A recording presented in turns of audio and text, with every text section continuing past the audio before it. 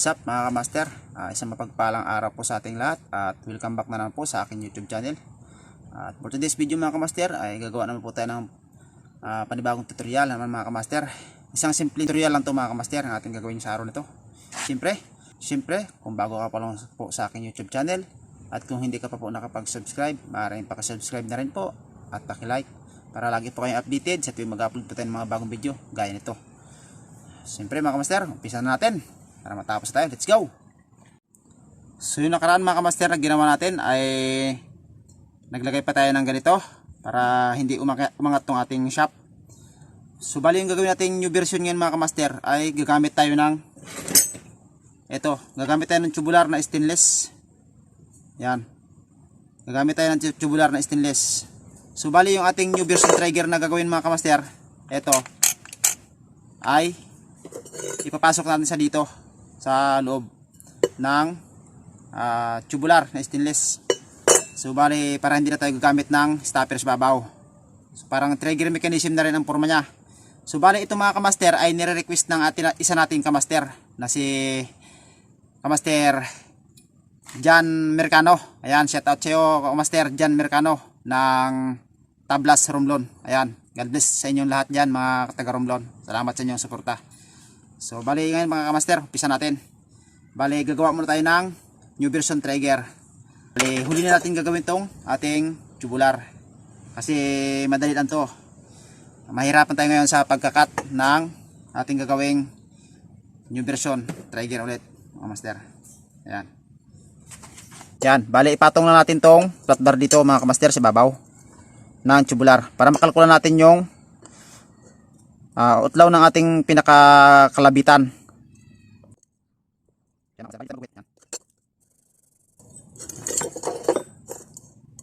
Drawing na natin mga kamaster yung ating new version na trigger.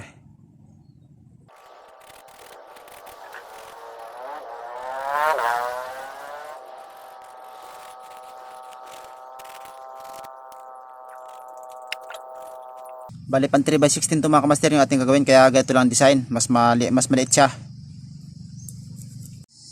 Siyempre mga kamaster, bago natin katingin yung buong magiging trigger natin ay bubutasin muna natin yung mga tuldok na yan bago doon. Dito sa taas mga kamaster ay bubutasin muna natin ng 1/8. Pagkatapos natin mabutas ng 1/8 ay susundan natin ng 316, pinaka final na butas.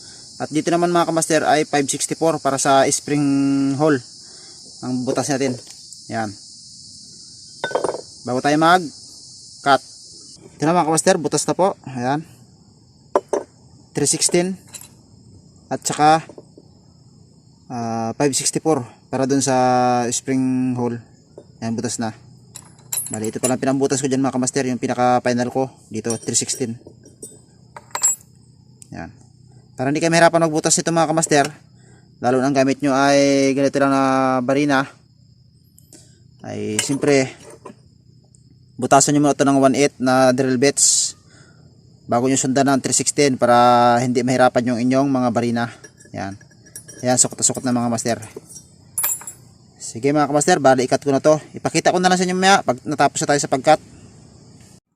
So yun mga kamaster, bali nakayari na po tayo ng pinaka trigger.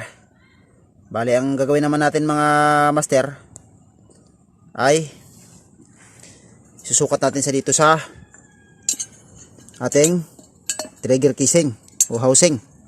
Yan, bali 316 kasi yung ating ilalagay dito na mga master na shop, kaya kailangan maganda yung ating pagkaka-align para hindi basta-basta nagre-release. Yan, bali maglalagay mo tayo dito mga kamaster ng masking tape. Yan mga kamaster, bali nakalagay tayo ng masking tape. Patong natin tong ating gatilyo. Yan, tapos sukatin natin yung haba ng housing. Kasi pag pinatong natin ito mga kamaster, makakalkula natin yung magiging tuhog niya sa likod. Tapos yung haba ng spring na ilalagay natin. Kasi dito tayo maglalagay ng stopper sa unahan. Bubutasan natin yan bago lalagyan natin siya ng 1/8 na shafting. Yun ang magiging tuhog para tago sa kabila. At doon din natin ilalagay yung kabilang tainga ng magiging spring ng ating trigger. So yan mga kamaster, mga 7cm lang mula dito sa guhit ang ating gagawin. Maganda rin kasi medyo mahaba-haba yung spring natin para maganda rin mga master.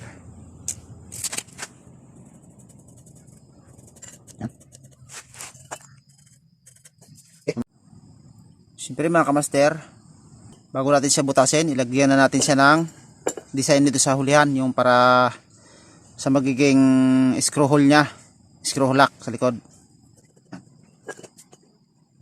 Tapos yan.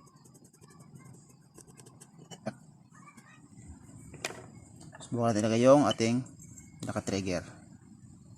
Yun o, mga master o. Yan. Bali, ngayon naman mga master, ay gagawa muna tayo ng example na magiging shafting nya para isukat na natin dito sa ating trigger yung buntot ng ating shaft para mabutasan na rin natin. Kailangan eksakto mga master. Ganito lang mga master ang gagawin nyo kapag isusukat nyo na yung sample natin na shaft. Yan. Bigyan nyo rin ng konting allowance ito sa dulo para medyo may laro din. Yan, pwede na yan mga master. Tapos natin. Yan. Yan, pwede na natin siyang i-cut mga master.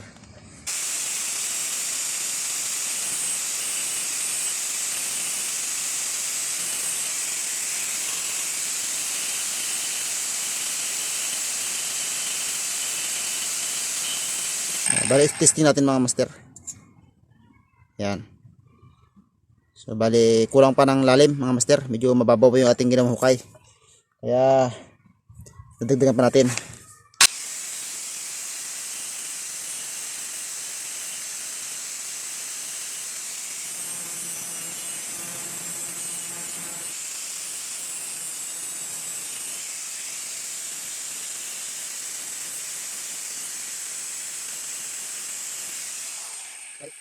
Try ulit natin mga master. Yan. Kasi pag ganyan mga master, aahon yan dyan. Tapos bababa ng ganyan yan. Parang gaganyan siya.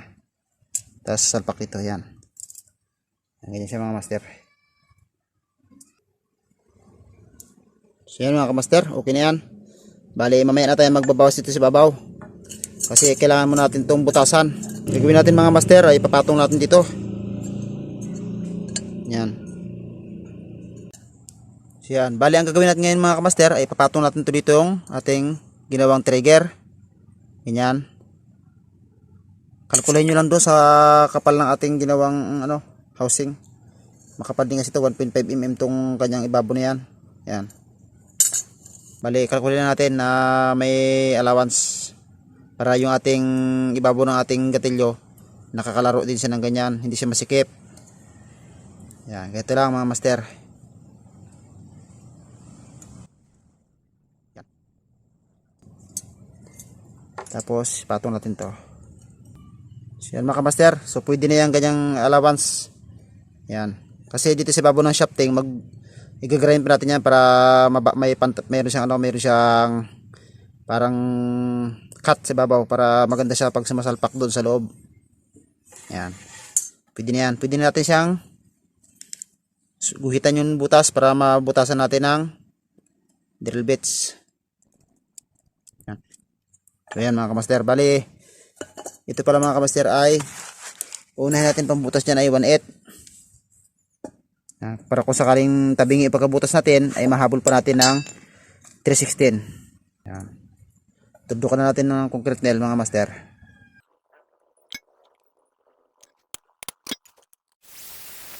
Yan na mga kamaster, butas na natin ng 1/8. Bali, susundan na natin siya ng 3/16. Pinaka final na pagbutas ng 3/16.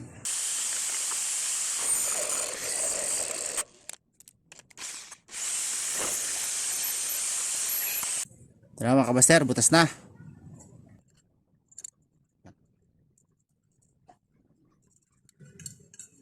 Yan, ganyan siya mga kamaster. So, bale, susunod naman natin dito mga kamaster, yung paglalagyan natin ng, bubutasan natin siya ng 1/8 doon natin ilagay yung pinakatainga ng ating gagawing spring. Yan. Bago natin silagyan ng butas ito para sa lagyan ng spring, ay putulin na natin itong mga kamaster.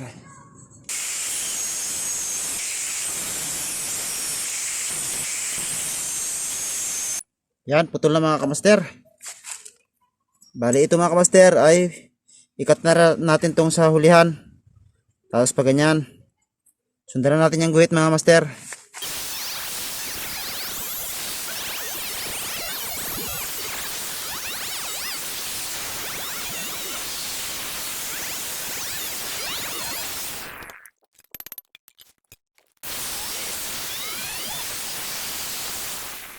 Ito mga kamaster. Yan, bali naikat na natin yung parteng buntot. Yan. Mamaya natin butasan yung pang screw lock dito sa buntot niya. Bali dito pa tayo sa unahan mga kamaster. Ito lang.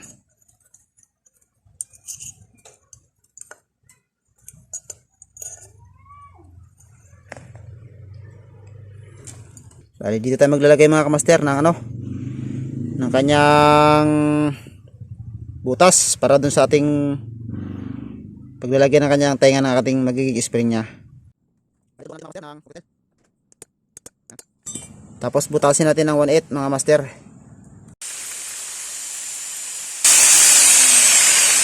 Yan mga master, bukas na. Bali linisin na natin tong mga gilid ng ating pinagbutasan kasi matatalas. Gamitin lang natin yan ng 1/4 na drill bits. So yan mga kamaster, bali itong ang butas ng ating spring hole ay medyo ibig natin ng konti dito sa ibabaw kabilaan para hindi masyadong matalas yung ang butas, para hindi maputol yung ating ilalagay na tainga ng kanyang spring.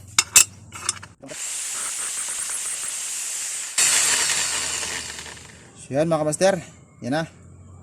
Nalagyan na natin ng kunting hukay kabilaan.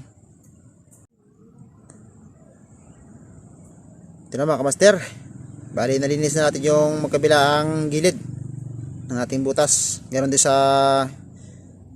spring hole. Yan. Kit na kit ng ating mga kamaster. Kit na kit ng ating housing.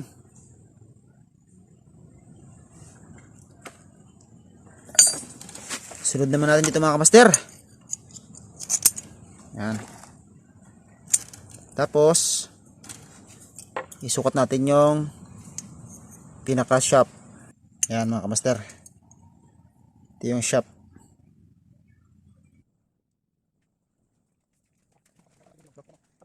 So yan. So bali dito naman tayo sa ilalim mga kamaster. Yan. Yan, okay lang yan. Tapos pag naka-piston nyo na ng ganyan mga kamaster, dito naman kayo sa ilalim maglalagay ng guhit. Bali yung ating iguhit dito mga kamaster ay palatandaan natin yan, dito natin ikakat para magiging banggaan na itong ating dibdib ng ating trigger.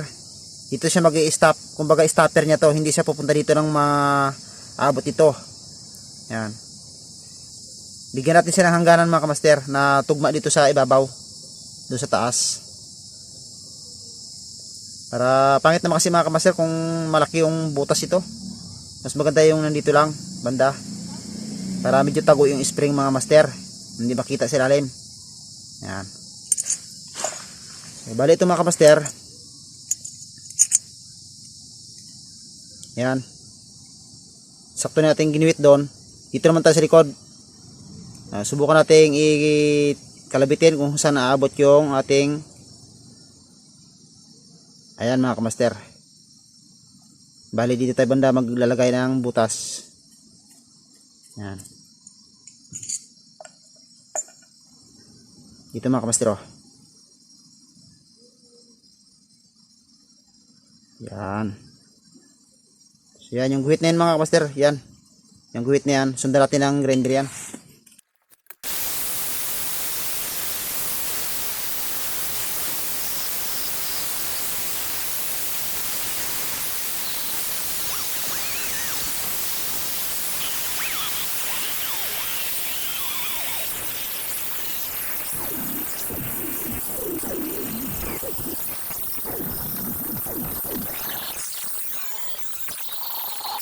kamaster, butas na. Bali, ito pala mga kamaster ay kikilid natin para matanggal yung matatalas.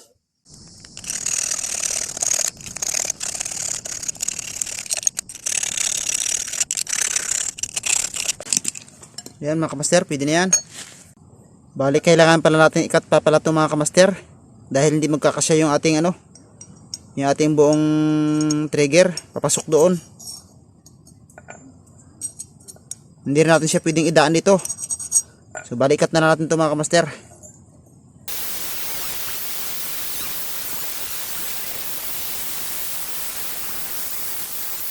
Yan mga kamaster, subukan natin. Sampul natin tong pako. So yan, ito nagiging itsura niya mga kamaster. So bali, wala pa yung ating spraying natin. Tapos wala pa rin tayong panlagay dito.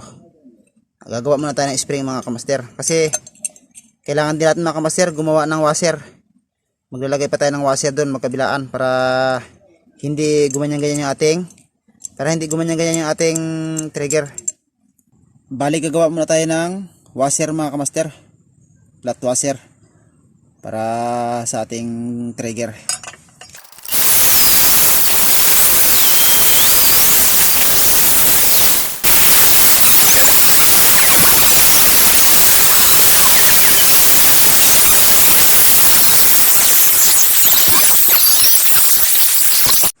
Yun.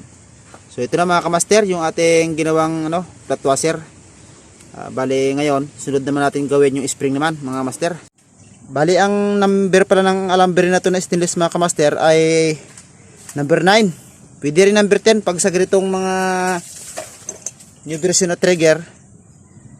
Mas maganda siguro number 10 kasi mas malakas.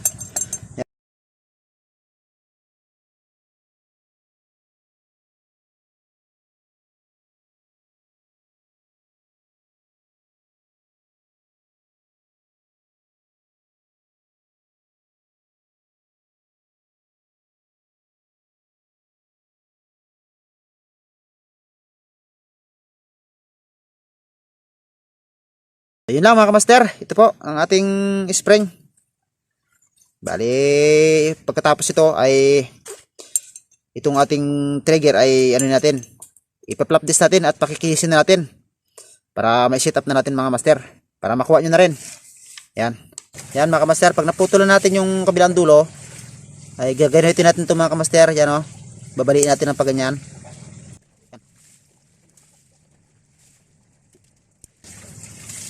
Yan mga kamaster. Yan, kailangan nakaganyan siya. Yan. Tapos sa kabila, yan, ganito ang forma. Parang talilis sila mga kamaster. Hindi sila magkasunuran ang design. Magkalis sila. Isang paganyan. Yan, isang paganito. Ito kasi sa mismong trigger ito nakakabit. Yung dito naman sa kabila ay paganyan. Yan. Kasi ang ating pinaka-stopper nito sa dulo ay pinaka-pinlock niya ito 1/8. Yan, kaya gaganyanin natin siya. Yan. Yan, parang ganyan siya mga kamaster. So yan mga kamaster, ito na. Yari nating spring. Okay na rin yung kabilang tainga niya. Yan. Okay mga kamaster, itong ating trigger, para matapos na tayo ay pakikinisin ko na lang to. Ipa-flap disc na natin.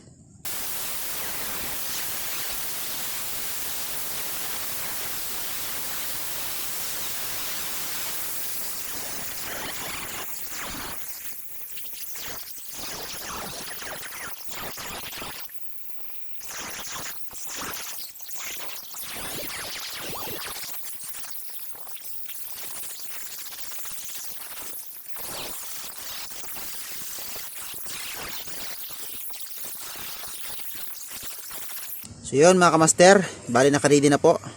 At makinis na rin yung ating trigger. Okay na rin yung ating housing. At meron na tayo naka-ready na pang pinlock. At naka-ready na rin yung ating flat washer. Yan, umpisa na po natin ang pag-set up mga master. First step natin is salpak natin muna itong mga washer sa ilalim. Yan. Tapos tuhugin natin. Sunod naman natin tong pinaka new version trigger natin.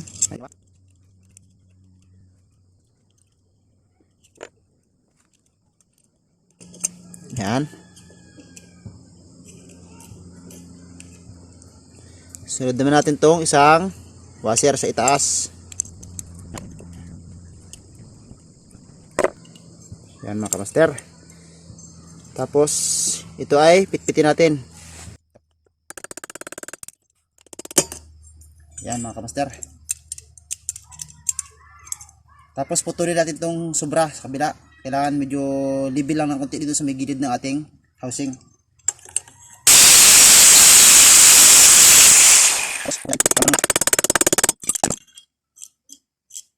Yan mga kamaster.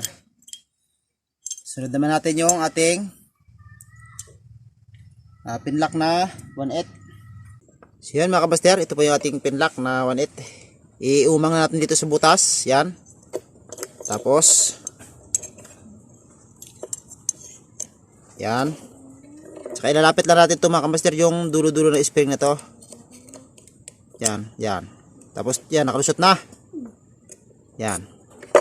So yan mga kamaster. Tapos putulin natin dito sa kabila yung ating gagawing pinlock.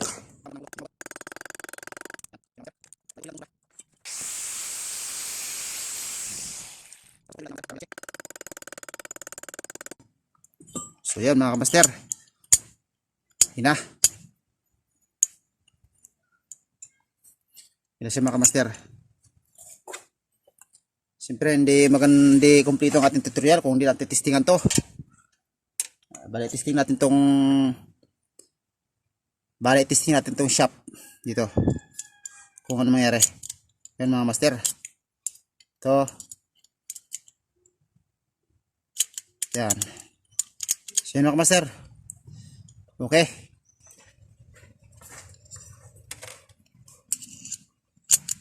Ayan o.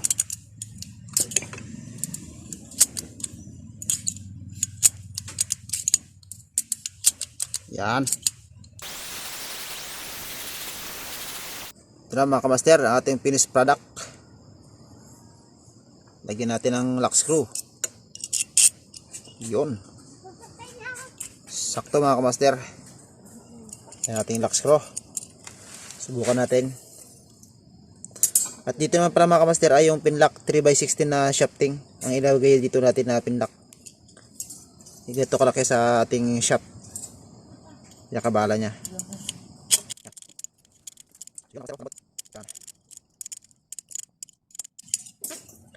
Yan mga kamaster.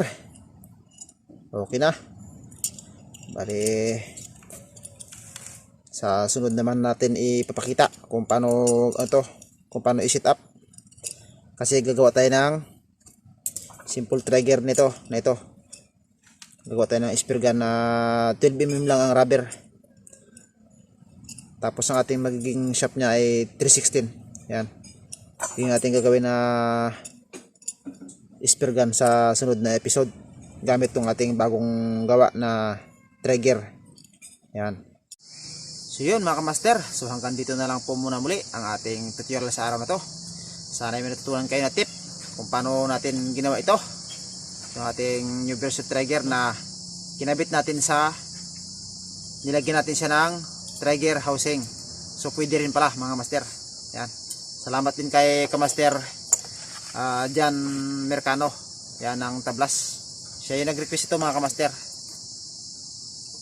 Yan. Kaya ito na master. Sana makuha mo yung tutorial ko na to. At sa iba pa nating mga kababayan na mahilig pulikot o gumawa ng mga spear gun. So gayahin nyo to. At abangan nyo rin ang susunod na episode mga kamaster. At gagawa tayo ng spear gun na yung tumatalsik gamit tong ating new version trigger na nilagyan ng housing. Ayan. So hanggang dito na po muna mga kamaster. Maraming salamat po sa inyong panood at sa inyong walang sawang suporta. Lalo na po sa mga hindi nag-skip ng mga ads. Maraming salamat po. Ingat po kayo palagi and God bless to all. Bye bye.